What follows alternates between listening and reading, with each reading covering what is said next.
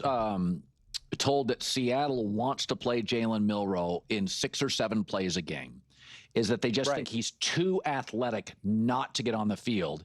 And I mean, there were times with Lamar Jackson, you watched them his first year, you're like, is he the best athlete on either team? I mean, Michael Vick had that component. Milroe is a sensational athlete. Yeah. We know he can be a bit mechanical. But what does he do from your film study that you think immediately translates to production in the NFL now?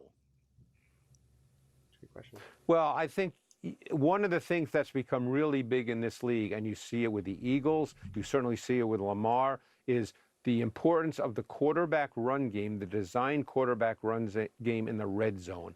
And I think that's where Milroe can be a factor. Don't forget that McDonald spent a year or so with Baltimore, so he knows all about the quarterback run game and the design of it and how it can really break down and attack defenses. And that's where I think Milroe can become a factor. But I actually really like Seattle's draft as a whole, Colin. I mean, Same here.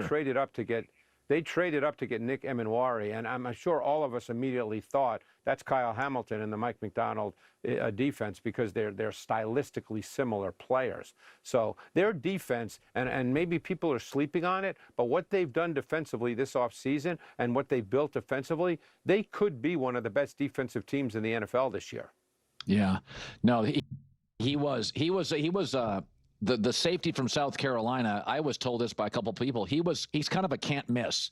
He's just so rangy and so athletic. There are very few guys that are can't miss. And, you know, you'd think, oh, he'd go in the first round, but safety's a different position. But he kind of feels like a can't miss in the NFL. So, okay, let's talk about this. Seattle Seahawks, baby. Yeah.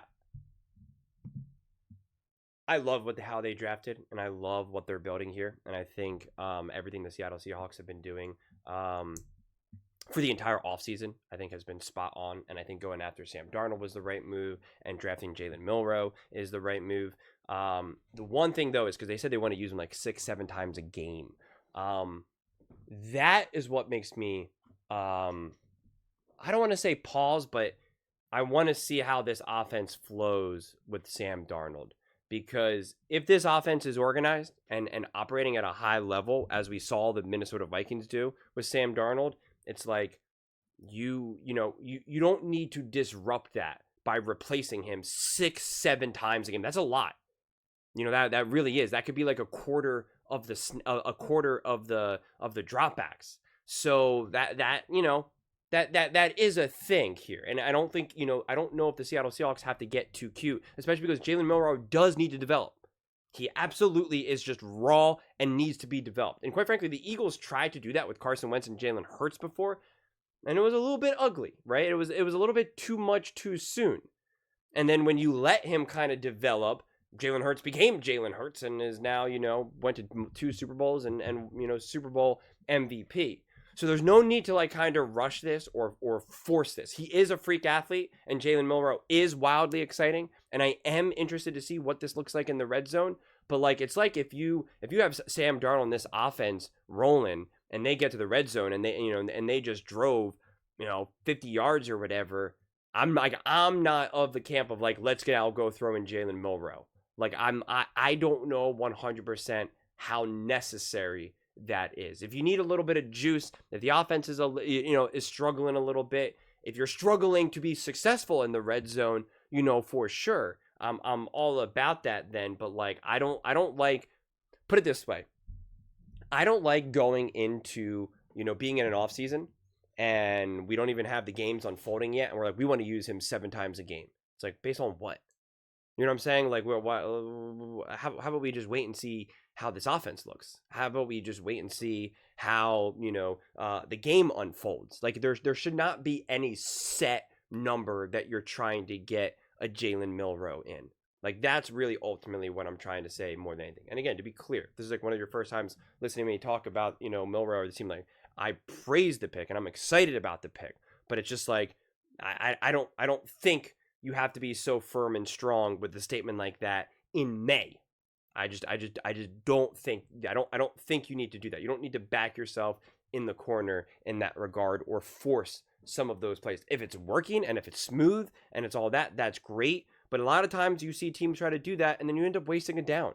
And so now, there can be a big play, right? A big splash play. Sam Darnold, throws the ball deep and, 30-yard pass, whatever it is. And now they're in the red zone. And now, like, he's randomly off on the sideline. It's 1st and 10. You bring in Jalen Milroe, and now it's 2nd and 9 or something, right? Like, we've seen that so many times when they try to get too fancy with some of this stuff. And you're just like, let Sam Darnold stay in rhythm. Let this offense just, understand what they're trying to do. Don't try to complicate the red zone offense too much, and don't try to ask Jalen Milroe to do too much too soon. Like, it can just get rocky. And that's really what I'm really trying to drive home more than anything, is to try to not force this just because you drafted him and you want to utilize him. Let him develop. When we say let him cook, let him cook. Let him bake in the oven. Let him grow and evolve and improve and get situated.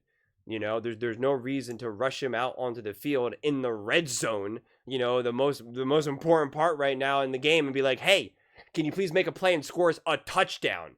You know what I mean? Before he even is able to take a snap, at the 40. So that's all. That's really all I'm trying to say. More, just try to be a little bit more regulated and balanced, and not get too hyped on the pick too soon. Because even oh my God, Alabama coach, Nick Saban, he was kind of saying like, hey, Jalen Milroe is awesome. There's a lot of bad plays you got to minimize from him, right? He's like, that's like the big thing that you got to do with Jalen Milroe, is you gotta reduce the number of bad plays that he engages in. You don't want bad plays in the red zone, okay? You can accept some bad plays at the 40, at the 50, whatever. Having a bad play when you're at the 5 or the 10 and now kicks you back, it just disrupts the flow of the offense. So again, if it's smooth and it's working, like I'm all for it. But that's why it's like, let's just wait and see how it all unfolds. Let's just wait see how it goes. I wouldn't have put a number on it. I would say, hey, we really want to get Jalen Milroe, integrate in this offense, etc., etc. But like putting a number on it, like I think that's probably the biggest issue that I have more than anything, is putting this clear number on it. I just, don't think that's necessary, or quite frankly, even helpful personally. But those are just my thoughts. I'd absolutely love to hear yours. What do you guys all think about the Seattle Seahawks offense, their draft, Jalen Milroe, what they want to do in the red zone? And I didn't even really get to talk about this, but Greg Cosell saying that this could be the top defense in the NFL. Let me know in the comments below. I read every single comment. So whether you agree with me or disagree with me, either way, let's get in some discussions. Let's get in some fights. But ultimately, let's just have some fun. And please do consider subscribing. We are building an amazing community here, and I absolutely love to see you part of it. I want to build something that we all genuinely feel connected to. Something that we're really excited to be part of. I think we're on our way to doing it. And please don't forget to give this video a thumbs up, as it really does help with the visibility and the algorithm. Thank you so much. See you next time.